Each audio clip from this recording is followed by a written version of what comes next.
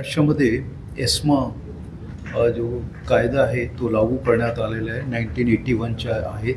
तर तो एक लागू करण्यात आला आहे. तसंच असेन्शियल कमोडिटीज ॲक्ट 1955 तो पण लागू आहे आणि इतर जे संबंधित नियम आहे जे BNSमध्ये जे सेक्शन्स आहे त्या अनुषंगाने आम्ही आपले सर्व अधिकाऱ्यांना आपले पूर्ण स्टाफला याबद्दल कारवाई करण्याचे आदेश दिलेले आहे.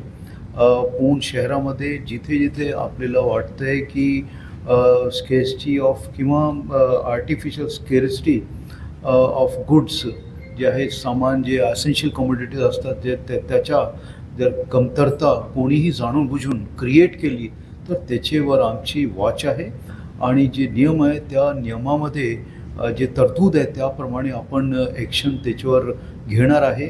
त्याप्रमाणे आम्ही काल एक प्रेस स्टेटमेंट पण दिलेली आहे, प्रेस रिलीज दिलेलं आहे. त्या अनुषंगाने आमची कारवाई आता पुढे चालू आहे. आमचे जे अधिकारी कर्मचारी आहे त्यांना सूचना दिलेली आहे की तुम्ही जिथे जिथे जे आउटलेट्स आहे जे असेन्शियलमध्ये सगळे येतात, पेट्रोलियम प्रोडक्ट्स, LPG असो, खाद्यपदार्थ असो किंवा इतर जे साहित्य वैद्यकीय हे असो, हे सगळे जिथे असं दिसला की कोणी जाणूनबुजून हे करत आहे तर त्याच्यावर कारवाई करण्याचे आदेश दिलेले आहे आणि पोलिसांना पॉवर आहे ते जाऊन चेक करू शकतात. तर आणि त्याचप्रमाणे जे असेन्शियल कमोडिटीजच्या ट्रान्सपोर्ट होतो त्याच्यात जर ही गरज पडली तर आपण पोलीस स्टाफ त्यांना देऊ. जिथे डिस्ट्रीब्युशन आहे तिथे आपण स्टाफ देऊ जेणेकरून लोकांमध्ये पण आपसात काय भांडण वगैरे होऊ नये आणि ही सगळे आपल्याला पुढची याच्यात कारवाई करायची आहे.